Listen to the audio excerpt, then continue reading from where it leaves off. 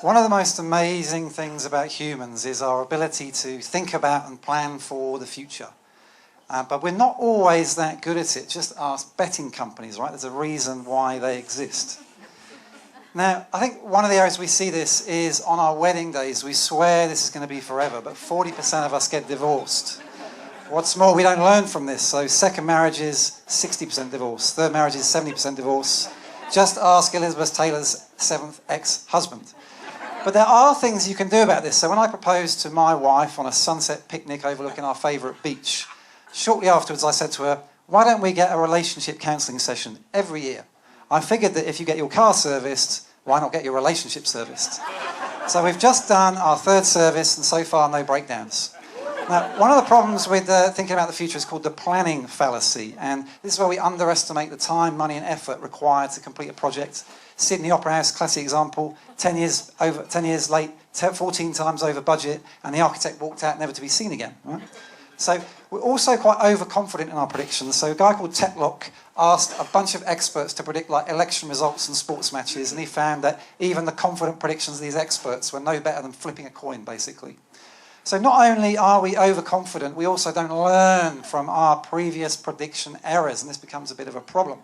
And a psychologist called Dan Gilbert did a fascinating study where he asked people, how much have your preferences changed over the last 10 years? And people said, yeah, quite a lot, like I used to like Motorhead and now I listen to Mozart.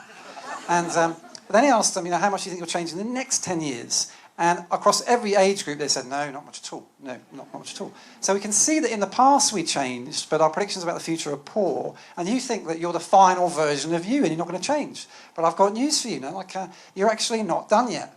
There's plenty for you to learn. And in fact, you're more like a work in progress. So the people standing before me today, you are a work in progress version of you.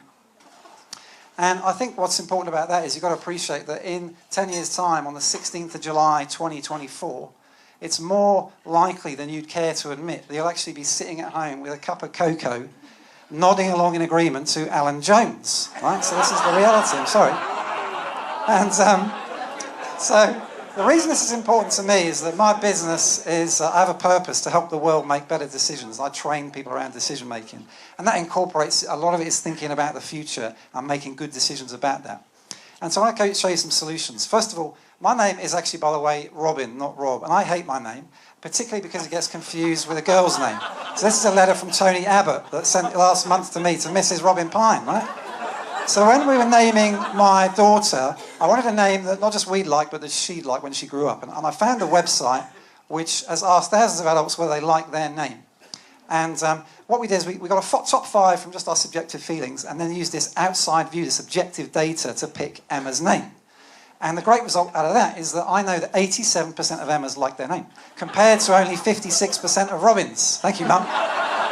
So this outside view, this objective data is really powerful and really easy to get hold of, okay, as well. So that's the outside view.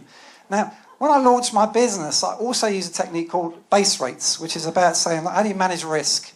I'm going to go and talk to businesses like mine and establish some of the key numbers. For example, I learned from talking to these people that in a training business, it can take up to a year from having a coffee with someone for them to actually book in something. On the positive side, it only takes 17 days on average for them to pay. So these are really important base rates that are very useful in predicting the future. Also, when I launched my business, I did a technique called the pre-mortem. And this is where you imagine that your business has died and it's a year's time. And you look back and you fill in the gaps in that story about why it might have died, right?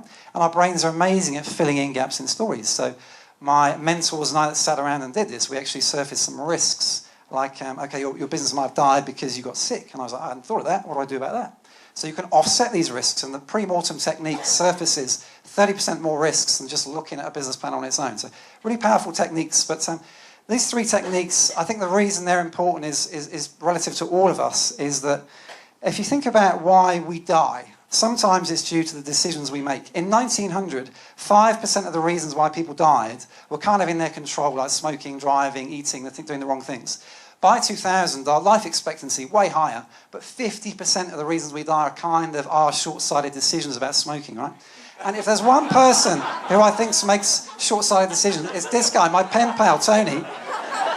Not only short-sighted, but also doesn't take into account the outside view and thinks facts are just incidental to decision-making, right? So, So, Mrs. Tonya Abbott, come and have a coaching session with me, and I will tell you how to think about the future, make good decisions, not just for you, but for all Australians, including those who don't own mining companies. Yours sincerely, Rob Pyne.